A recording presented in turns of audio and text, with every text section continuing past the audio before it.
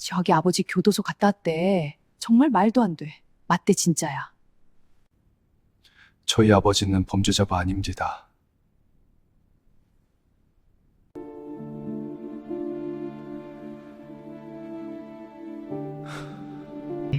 저희 아버지는 범죄자가 아닙니다. 저는 그날 아버지의 영정 앞에 서 있었습니다. 그런데 고개를 들 수가 없었어요. 뒤에서 수군거리는 소리가 들렸습니다. 작은 목소리였지만 장례식장은 조용했고 저는 다 들었습니다. 저 집 아버지 감옥 갔다 왔잖아. 그 말이 끝나기도 전에 또 다른 목소리가 따라붙었습니다. 그러게 자식놈은 저기 저렇게 서 있구만. 저는 향을 피웠습니다. 두 손이 조금 떨렸어요. 그래도 표정은 유지했습니다. 이 자리에서 무너지면 안 된다고 생각했거든요.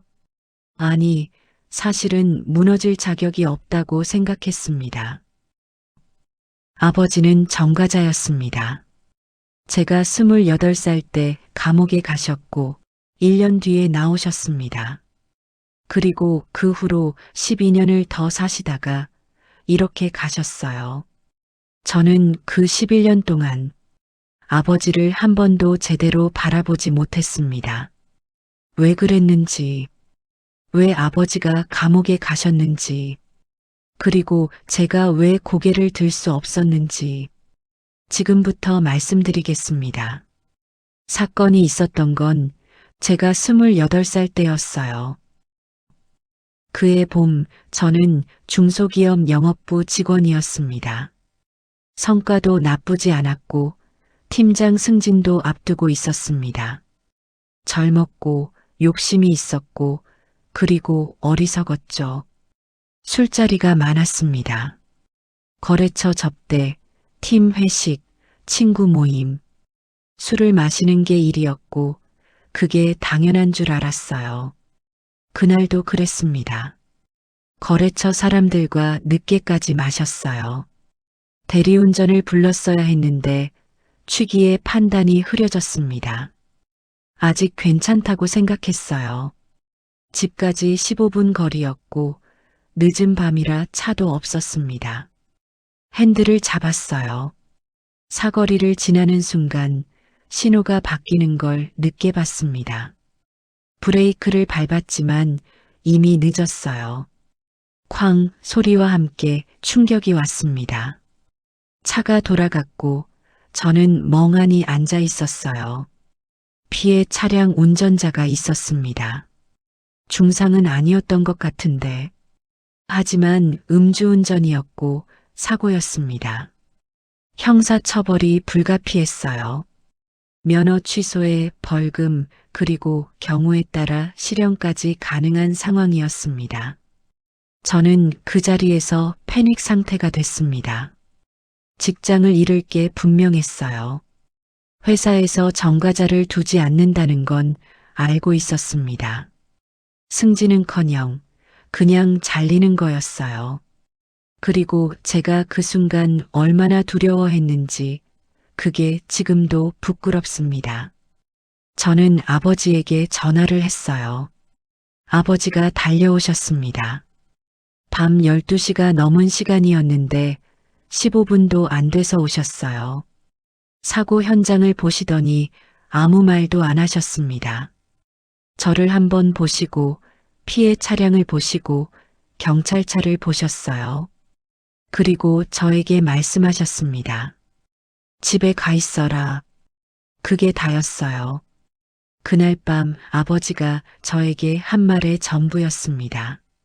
저는 그 말이 뭘 의미하는지 그 자리에서는 몰랐어요. 다음 날 아침 경찰에서 연락이 왔습니다. 피의자로 아버지 이름이 올라가 있었어요. 저는 처음에 착오가 있는 줄 알았습니다. 아버지가 뭔가 설명을 하러 가셨겠거니 그렇게 생각했어요. 그런데 아버지는 자수를 하셨던 겁니다. 본인이 운전했다고, 본인이 술을 마셨다고, 본인이 사고를 냈다고, 저는 아버지에게 전화를 했습니다. 아버지는 받으셨어요. 아버지, 이게 무슨 일이에요? 왜 그러셨어요? 됐다니요. 아버지가 왜요? 제가 한 거잖아요. 알아. 그럼 왜요? 왜 그런 짓을 하셨어요? 아버지는 잠시 침묵하셨습니다. 그리고 말씀하셨어요. 너 회사 잘리면 안 되잖아. 저는 그 순간 화가 났습니다. 황당했어요. 이건 안 된다는 생각, 뭔가 잘못됐다는 생각, 그리고 동시에 솔직히 말씀드리면 작은 안도감이 있었습니다. 그 안도감이 지금도 부끄럽습니다. 저는 아버지를 말리지 않았어요. 그게 제 진짜 죄였습니다. 아버지는 재판을 받으셨습니다. 변호사도 없이 혼자 가셨어요. 저는 방청석에 앉아 있었습니다. 아버지는 한 번도 제 쪽을 보지 않으셨어요. 재판부는 집행유예가 아니라 실형을 선고했습니다. 음주 사고의 피해자 합의가 늦었다는 이유였어요. 1년형이었습니다. 아버지가 교도소에 가셨습니다. 우리 집은 순식간에 달라졌어요. 동네에서 수군거리기 시작했습니다. 어머니는 밖에 나가기가 힘드셨다고 했어요. 그 당시 저는 이 모든 게 아버지 때문이라고 생각했습니다. 아버지가 왜 그런 선택을 하셔서 가족을 이 꼴로 만들었냐고 속으로 원망했어요. 부끄럽지만 사실입니다. 아버지가 출소하시던 날 저는 마중을 나가지 않았습니다. 어머니 혼자 가셨어요. 아버지는 아무 말도 안 하셨다고 합니다. 집에 오셔서 씻으시고 밥을 드시고 주무셨대요. 그게 다였답니다.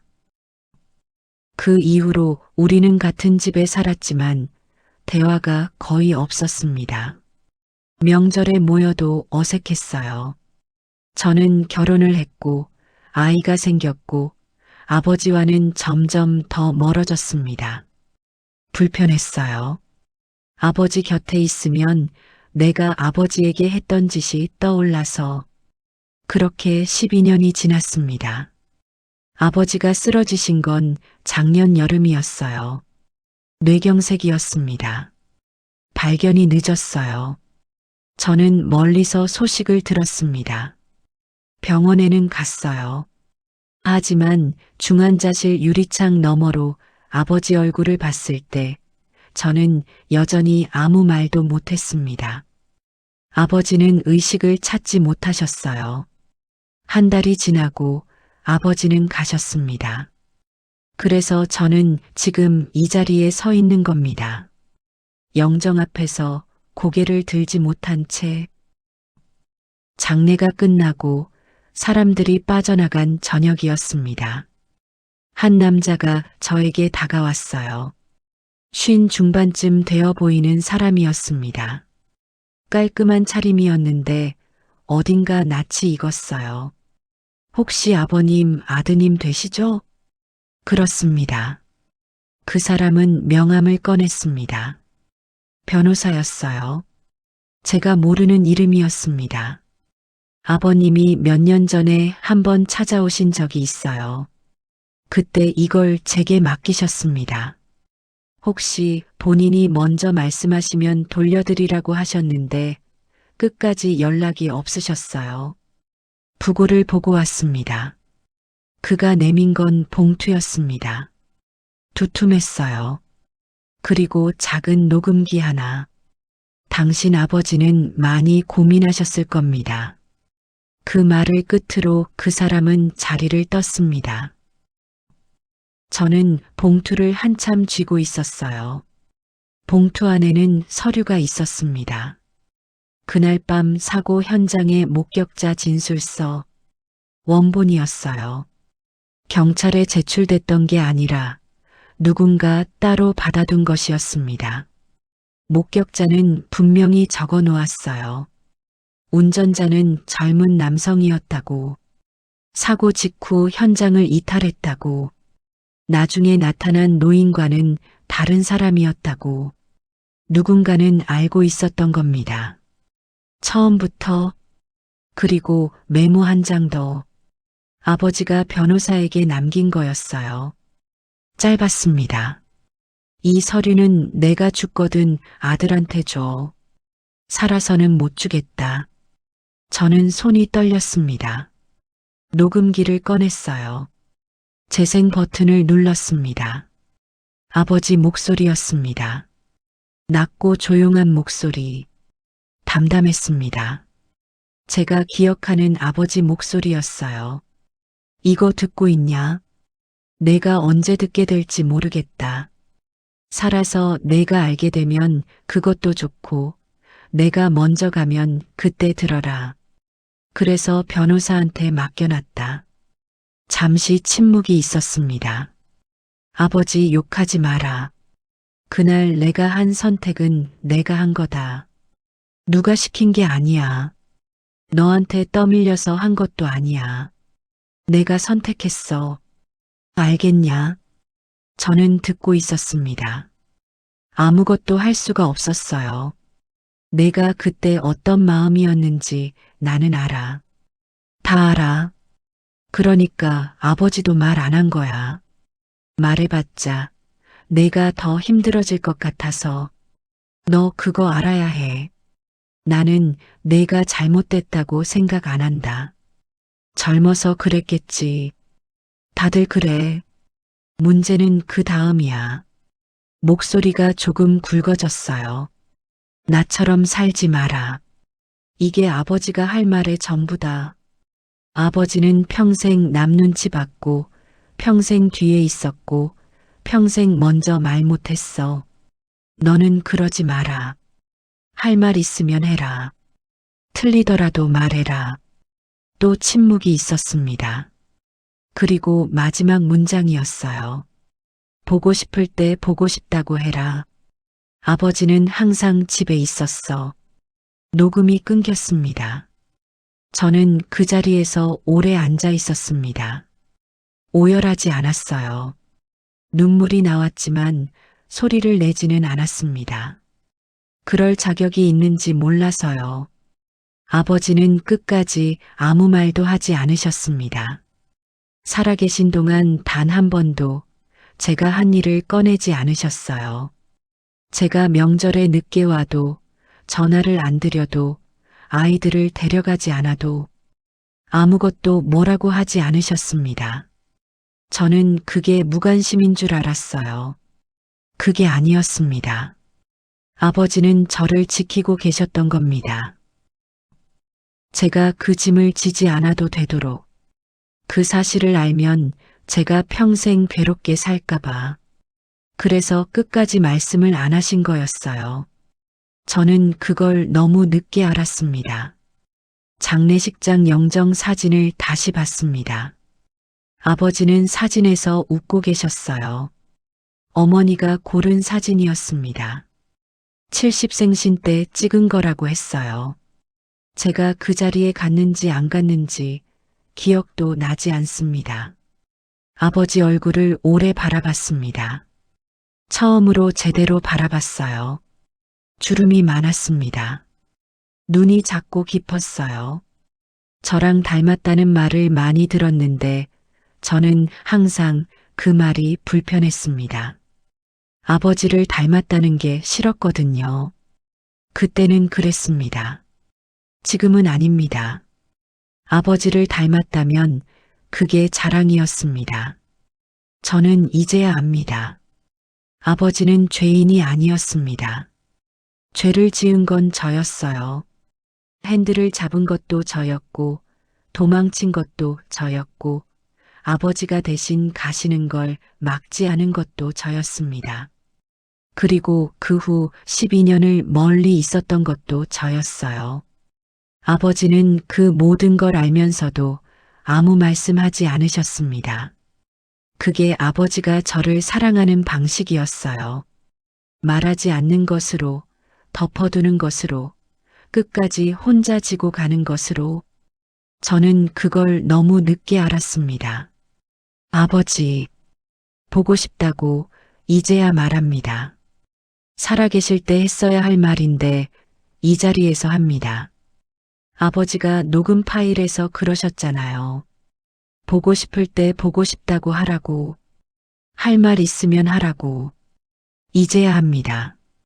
너무 늦은 거 압니다. 저는 그날 밤 영정 앞에 무릎을 꿇었습니다.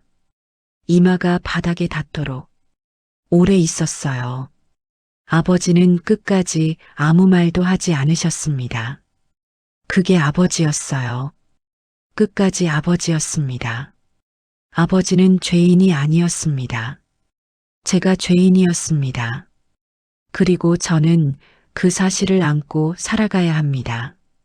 남은 날 동안 아버지가 저한테 마지막으로 남기신 말처럼 나처럼 살지 말라고 하셨으니까, 할 말 있으면 하라고 하셨으니까, 이제는 하겠습니다. 늦게 와서 죄송해요.